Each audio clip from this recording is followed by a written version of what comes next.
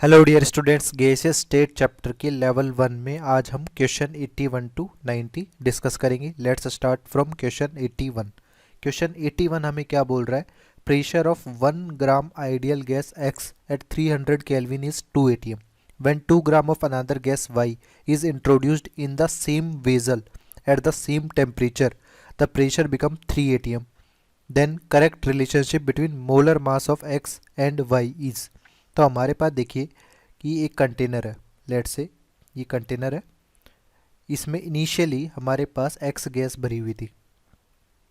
ठीक है, इस एक्स गैस का जो प्रेशर है वो हमारे पास 2 atm प्रेशर है और जो टेम्परेचर है वो 300 केल्विन टेम्परेचर है।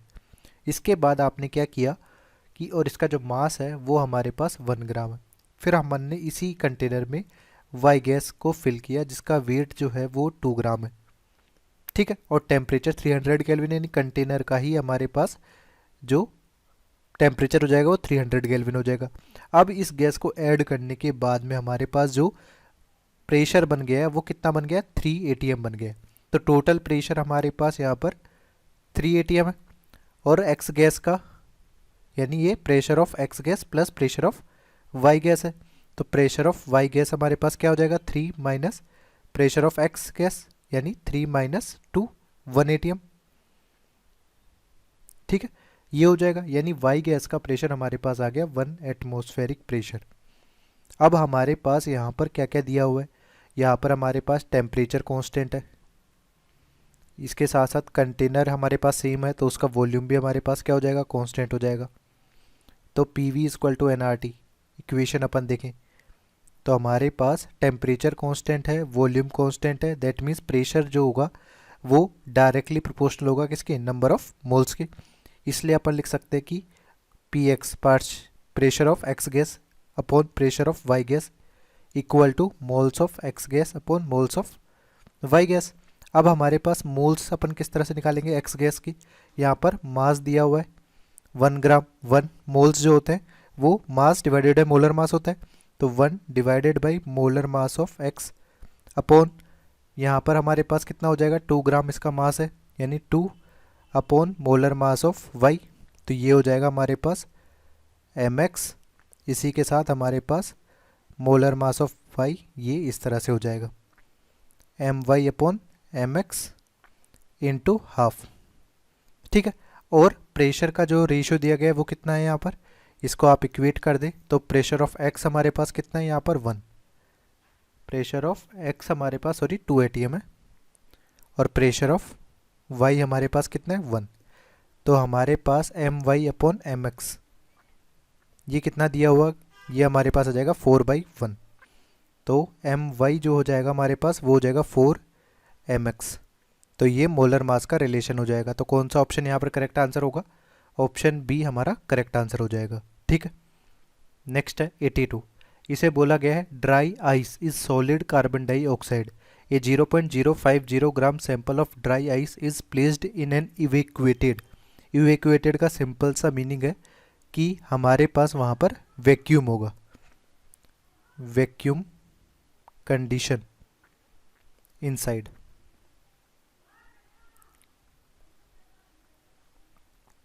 ठीक है, तो हमारे पास एक कंटेनर है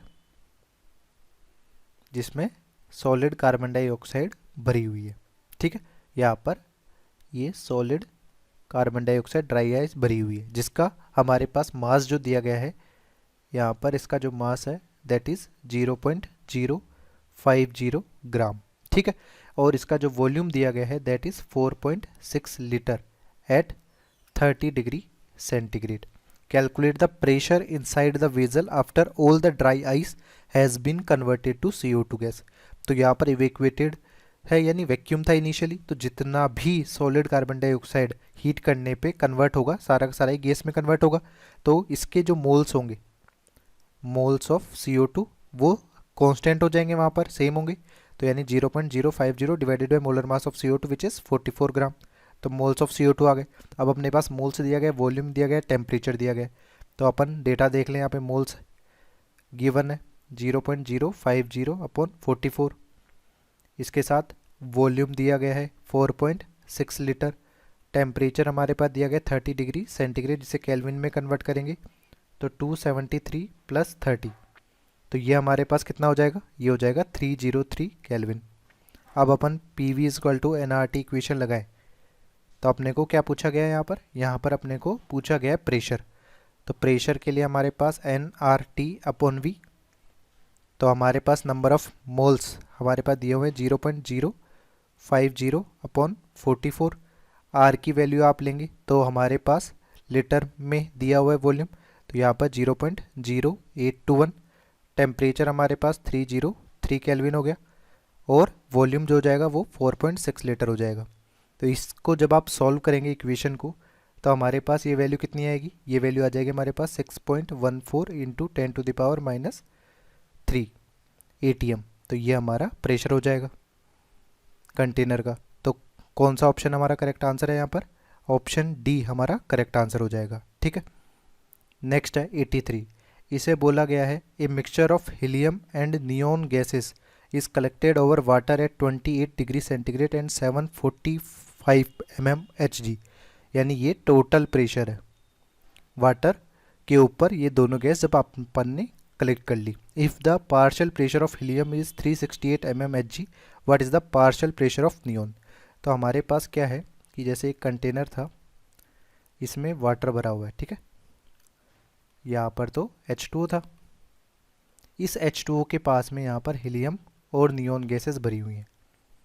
ठीक है, हीलियम और नियॉन गैस भरी हुई थी, तो यहाँ पर जो प्रेशर होगा वो हीलियम की वजह से भी होगा, प्लस नियॉन की वजह से होगा, प्लस एडिशनल यहाँ पर वेपर प्रेशर ऑफ H2O भी होगा। तो जब टोटल प्रेशर की अपन बात करेंगे तो टोटल प्रेशर हमारे पास होगा pressure of helium plus pressure of neon plus vapour pressure of H2O। ठीक है, टेम्परेचर 28 डिग्री सेंटीग्रेड ही है, तो यहाँ पर टोटल प्रेशर जो दिया गया है 745 है। प्रेशर ऑफ हीलियम की बात करें तो यहाँ पे 368 दिया गया है। प्रेशर ऑफ नियॉन अपने को फाइंड आउट करना है। वेपर प्रेशर ऑफ H2 हमारे पास 28.3 दिया हुआ है। तो अपने पास जो इक्वेशन दी गई है इसमें केवल एक ही अननोन है, प्रेशर ऑफ नियॉन। तो इसको आप सॉल्व करेंगे तो ये वैल्यू आ जाएगी 348.7 mm ऑफ Hg। तो कौन सा ऑप्शन यहाँ पर करेक्ट आंसर हो जाएगा, ऑप्शन ए हमारा करेक्ट आंसर हो जाएगा। ठीक है, नेक्स्ट है 84। इसमें बोला गया consider the following apparatus, calculate the partial pressure of helium after the opening valve, the temperature remains constant eight 16 degree centigrade. तो इनिशियली हमारे पास यहाँ पर हीलियम गैस है, यहाँ पर नियॉन गैस है। ठीक है, इसमें अपन ने क्या किया, इस वॉल्व को ओपन किया। इसको ओपन करने के बाद में हमारे पास क्या होगा, थोड़ा डिफ्यूज़न की पॉसिबिलिटीज़ होंगी, तो डिफ्यूज़न होगा, और हमारे पास फाइनल मोल्स जो हो जाएंगे वो moles of helium plus moles of neon होंगे। अब अपन मोल्स ऑफ हीलियम यदि निकालना चाहें तो P V equal to N R T से यदि नंबर ऑफ मोल्स निकालने की बात आए तो हमारे पास क्या हो जाएगा, P V upon are T. ठीक है, तो हमारे पास क्या हो जाएगा, moles of helium.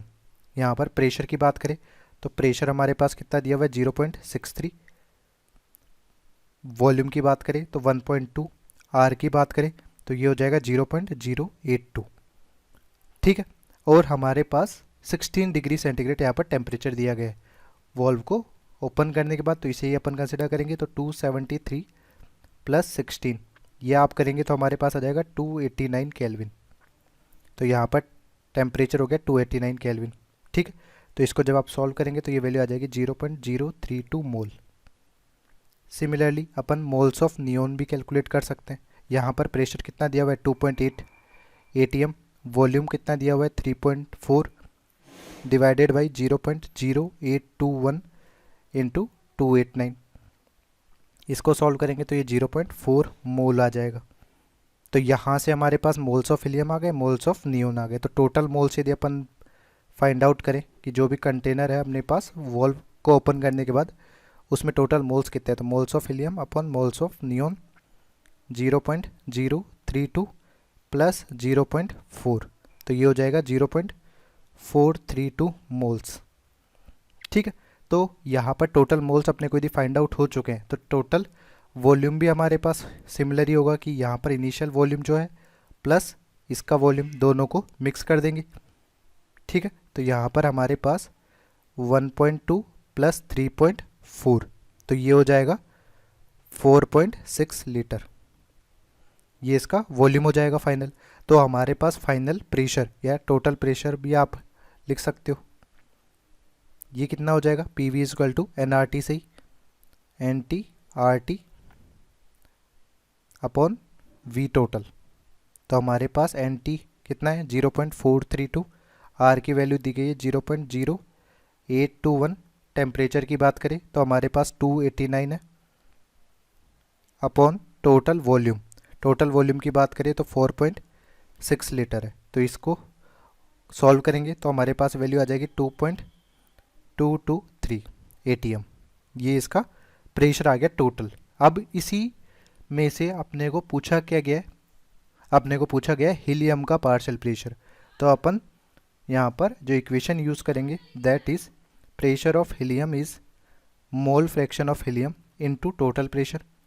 Mole fraction of helium आप निकाल सकते हैं moles of helium upon total moles, यानी moles of helium plus moles of neon into total pressure.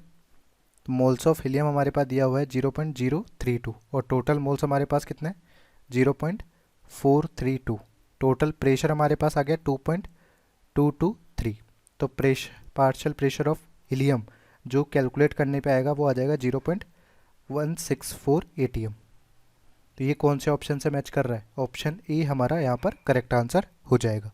ठीक है, नेक्स्ट 85, इसमें बोला गया है oxygen gas generated by the decomposition of potassium chlorate is collected over water. तो पोटेशियम क्लोरेट हमारे पास क्या होता है KClO3 को जब आप हीट करेंगे तो यहाँ पर KCl प्लस O2 निकल जाएगा। तो इस रिएक्शन को भी यदि आप बैलेंस भी करना चाहें तो 2KClO3 2KCl प्लस 3O2, तो ये ऑक्सीजन जो गैस रिलीज आउट होगी इसे अपन वाटर के ऊपर ऐड कर रहे हैं। ठीक है, अब इसमें क्या हो रहा है, the volume of oxygen collected at 24 degree centigrade and atmospheric pressure of 760 mmHg is 120 ml.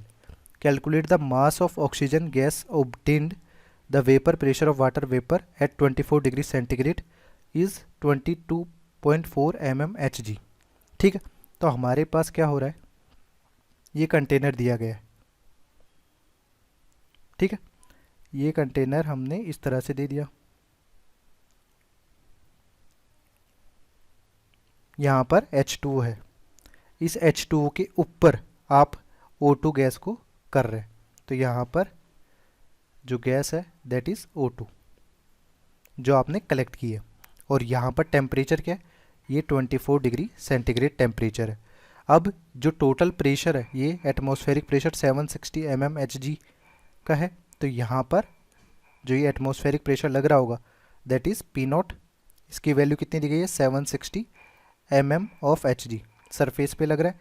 और हमारे पास यहाँ पर इंटरनली किसका प्रेशर लग रहा होगा इसी पोर्शन पे, यहाँ पर एक तो प्रेशर ऑफ O2 लग रहा होगा प्लस यहाँ पर वेपर प्रेशर ऑफ H2O भी लग रहा होगा, H2O के कुछ वेपर्स बने होंगे। तो यहाँ पर हमारे पास क्या इक्वेशन हो जाएगी, यहाँ पर इक्वेशन हमारे पास कैलकुलेट करेंगे partial pressure of O2 plus vapour pressure of H2O is equal to atmospheric pressure P0, यहाँ पर 760 हो जाएगा। तो पार्शियल प्रेशर ऑफ O2 हमारे पास हो जाएगा 760 माइनस 22.4। तो जब आप इसको सॉल्व करेंगे तो ये हमारे पास आ जाएगा 737.6 mm ऑफ Hg। ठीक है, अब इसे पूछा क्या गया है, इसमें हमारे पास पूछा गया है calculate the mass of oxygen gas obtained. तो प्रेशर अपने पास आ चुका है, तो अपन PV equal to NRT equation देखें, NRT तो N हमारे पास नंबर ऑफ मोल्स है, नंबर ऑफ मोल्स से का मतलब होता है mass divided by molar mass RT, तो मोलर मास ऑफ RT। तो यहाँ पर अपने को मास ऑफ O2 यदि अपने को कैलकुलेट करना है तो हमारे पास क्या हो जाएगा, यहाँ पर PV molar mass of O2 upon RT। तो प्रेशर ऑफ O2 हमारे पास दिया हुआ है 737.6, वॉल्यूम हमारे पास कितना दिया हुआ है, यहाँ पर 120 ml दिया हुआ है, यानी 128 इंटू 10⁻³ लीटर में ये वॉल्यूम हो जाएगा। O2 का मोलर मास हमारे पास कितना होगा 32 ग्राम, डिवाइडेड बाई आर टी यानी 0.0821, ये तो आर की वैल्यू हो गई। टेम्परेचर की बात करें तो टेम्परेचर हमारे पास यहाँ पर 24 डिग्री सेंटीग्रेड दिया हुआ है, तो टेम्परेचर हमारे पास है 273 प्लस 24, तो हमारे पास 4 और 3 7, 7 2 9, 297 केल्विन ये है। ठीक है, तो इस टेम्परेचर को आप यहाँ पर लिख दीजिए, 297 हो गया। अब इसमें कोई भी वेरिएबल नहीं है तो इसको सॉल्व कर लेंगे कैलकुलेट करके, तो यहाँ पर ये वैल्यू कैलकुलेट करने पे आएगी 0.163 ग्राम। तो ये हमारा क्या हो जाएगा, ये हमारे पास मास ऑफ O2 कैलकुलेट होकर आ गया। तो किस ऑप्शन से मैच कर रहा है, ये हमारे पास ऑप्शन सी से करेक्टली मैच कर रहा है। ठीक है, नेक्स्ट क्वेश्चन है 86। इसमें बोला गया the quantity PV upon KBT represents the KB Boltzmann constant है। तो हमारे पास आइडियल गैस इक्वेशन जो होती है वो होती है P V equal to N R T. ठीक है, अब हमारे पास यहाँ पर क्या दिया हुआ है, ये नंबर ऑफ मोल्स है, एन हमारे पास नंबर ऑफ मोल्स है। तो नंबर ऑफ मोलिक्यूल्स यदि अपन को कैलकुलेट करने तो नंबर ऑफ मोल्स को मल्टीप्लाई कर देंगे किससे, अवोगाड्रो नंबर से। तो इसी फॉर्मूला में अपन क्या कर सकते हैं, small N into N A into R T, यदि अपने को नंबर ऑफ मोल्स यहाँ पर इंट्रोड्यूस करने एन आर टी में। सॉरी, यहाँ पर इस तरह से नहीं लिखा जा सकता, यहाँ पर हमारे पास क्या होगा कि एक एक्सप्रेशन आपको लिखना है के बी बोल्ट्जमैन कांस्टेंट और हमारे पास गैस कांस्टेंट के बीच में। तो हमारे पास जो आर होता है दैट इज़ के बी इंटू एन ए होता है। ठीक है, तो हमारे पास यहाँ पर इक्वेशन अपन यदि देखें कि क्या करना है आपको, P V equal to N R T हमारे पास दिया हुआ है, तो अपन यहाँ पर आर की वैल्यू को पुट कर देंगे। हमारे पास स्मॉल एन, आर की वैल्यू पुट करिए अपन ने के बी एन ए टी। ठीक है, तो इसमें हमारे पास यहाँ पर P V upon K B T जो है वो हमारे पास क्या आ रहा है, N into N A. N into N A हमारे पास क्या है, number of molecules, number of molecules. तो हमारे पास क्या हो जाएगा, यहाँ पर क्वांटिटी क्या रिप्रेजेंट करने की कोशिश कर रही है, नंबर ऑफ पार्टिकल्स या मॉलिक्यूल्स जो गैस के प्रेजेंट है उनको रिप्रेजेंट कर रही है। तो ऑप्शन ए हमारा करेक्ट आंसर होगा। ठीक है, नेक्स्ट है 87। इसमें बोला गया which of the following statement about kinetic energy is true. तो काइनेटिक एनर्जी हमारे पास क्या होती है, काइनेटिक एनर्जी होती है हाफ एम वी स्क्वायर। तो हमारे पास पहला ऑप्शन दिया गया all objects moving with the same velocity have the same kinetic energy. तो ऐसा सही नहीं होगा।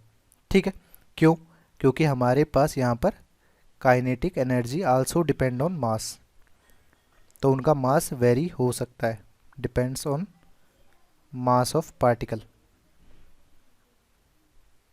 ये हमारा इनकरेक्ट स्टेटमेंट हो जाएगा फर्स्ट। सेकंड देखिए kinetic energy of a body will quadruple यानी 4 times if its velocity doubles. तो हमारे पास यहाँ पर यदि अपन वेलोसिटी को 2 टाइम्स करते हैं तो काइनेटिक एनर्जी हमारे पास ऑटोमेटिकली 4 टाइम्स हो जाएगी, क्योंकि यहाँ पर वी स्क्वायर टर्म है कि 2 का स्क्वायर यानी 4 टाइम्स हो जाएगा। तो ये हमारा ट्रू स्टेटमेंट है। फिर अपने को बोला गया as the velocity of a body increases its kinetic energy decreases. तो ये भी सही नहीं है, वेलोसिटी आप बढ़ाएंगे तो हमारे पास काइनेटिक एनर्जी भी क्या होगी, इंक्रीज होगी, डायरेक्टली प्रोपोर्शनल वाला साइन है, तो ये फॉल्स हो जाएगा। The kinetic energy of a body is independent of its mass, तो ये भी फॉल्स है, हमारे पास मास पे डिपेंड करता है। तो केवल ट्रू स्टेटमेंट यहाँ पर ऑप्शन बी ही हो जाएगा। ठीक है, नेक्स्ट क्वेश्चन है 88। इसमें बोला गया the neon atom has 10 times the mass of H2। सही बात है कि हाइड्रोजन का मास यदि हमारे पास 2 ग्राम है तो हमारे पास नियोन का कितना होगा, 20 ग्राम। तो 1 मोल H2 का ग्राम जो मास होगा 2 ग्राम है, तो 10 सॉरी यहाँ पर नियोन का 1 मोल जो होता है उसका 20 ग्राम है, तो हमारे पास H2 जो है 10 टाइम्स हो जाएगा। तो अपन को कुछ ऑप्शंस या दिए हुए हैं उनको पढ़ना है। यहाँ पर फर्स्ट ऑप्शन दिया गया 25 degree centigrade they both have same kinetic energy.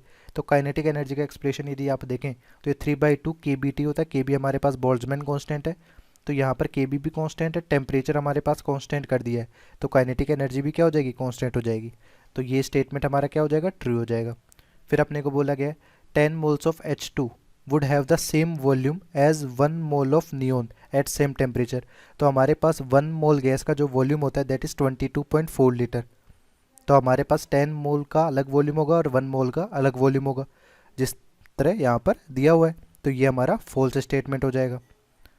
Third है 1 mole of neon exerts the same pressure as 1 mole of H2 at STP। यहाँ पर standard temperature and pressure condition की बात की गई। तो STP कंडीशन पे pressure PV equal to NRT से डायरेक्टली प्रोपोर्शनल होगा नंबर ऑफ मोल्स के। जितने ज़्यादा नंबर ऑफ मोल्स होंगे उतना ही प्रेशर होगा। यानी मोल्स हमारे पास सेम है तो हमारे पास प्रेशर भी क्या हो जाएगा, सेम हो जाएगा। तो ये ट्रू स्टेटमेंट है। फिर अपने को बोला गया AH2 molecule travels 10 times faster than neon atom at same temperature. तो हमारे पास फास्टर यानी रेट ऑफ डिफ्यूजन के बारे में पूछा गया है। तो rate of diffusion inversely proportional होती है रूट ऑफ मॉलिकुलर वेट। तो अब हमारे पास rate of H2 upon rate of neon देखेंगे तो हमारे पास कैलकुलेट करने पे आएगा कि रेट ऑफ हाइड्रोजन जो है वो √10 टाइम्स है रेट ऑफ नियोन की। ठीक है, तो ये स्टेटमेंट हमारा क्या हो जाएगा, फॉल्स हो जाएगा। इसके बाद बोल रहे हैं at STP 1 litre of neon has 10 times the density of 1 litre of H2। तो हमारे पास PV इक्वल टू NRT से अपन देखते हैं कि जो डेंसिटी का एक्सप्रेशन वो PM अपॉन RT होता है। तो डेंसिटी जो है डायरेक्टली प्रोपोर्शनल है मोलर मास के। तो आप देखेंगे density of neon upon density of hydrogen से तो 10/1 आ रहा है, यानी डेंसिटी ऑफ नियोन 10 टाइम्स है डेंसिटी ऑफ हाइड्रोजन के। तो ये स्टेटमेंट भी हमारा क्या हो गया, ट्रू हो गया। तो कौन कौन से स्टेटमेंट यहाँ पे ट्रू हो रहे हैं, फर्स्ट, थर्ड और फिफ्थ। तो ऑप्शन बी हमारा करेक्ट आंसर हो जाएगा। ठीक है, नेक्स्ट है 89। इसमें बोला गया है which of the following is not a postulate of the kinetic molecular theory of gases. तो हमारे पास पोस्टुलेट्स क्या क्या होते हैं काइनेटिक मॉलिक्यूलर थ्योरी के, वो यहाँ पर दिए हुए हैं। Kinetic molecular theory describes the behaviour of ideal gases at the particular particle level. The 5 main postulates of the KMT are as follows. तो हमारे पास सबसे पहले देखें the particles in a gas are in constant random motion. The combined volume of the particle is negligible. The particles exert no forces on one another. Any collision between the particles are completely elastic. The average kinetic energy of the particles is proportional to the temperature in kelvins. तो हमारे पास देखिए molecules possesses a volume that is negligibly small compared to the container। तो ये सही है। इसके साथ gases consist of discrete particles that are in constant chaotic motion। तो ये भी सही है। The average kinetic energy of the molecule is directly proportional to the temperature। तो ये भी सही है। बट यहाँ पर pressure and volume of a gas are inversely related, यानी प्रेशर इन्वर्सली प्रोपोर्शनल है वॉल्यूम का। ये हमारा कौन सा रूल है, ये हमारा बॉयल्स लॉ है। ये statement kinetic theory of gases में नहीं दिया गया था।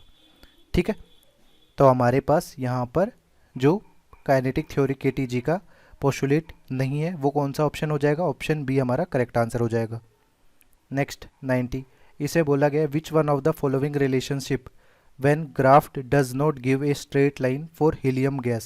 तो kinetic energy and temperature at constant pressure and volume अपने को निकालना है।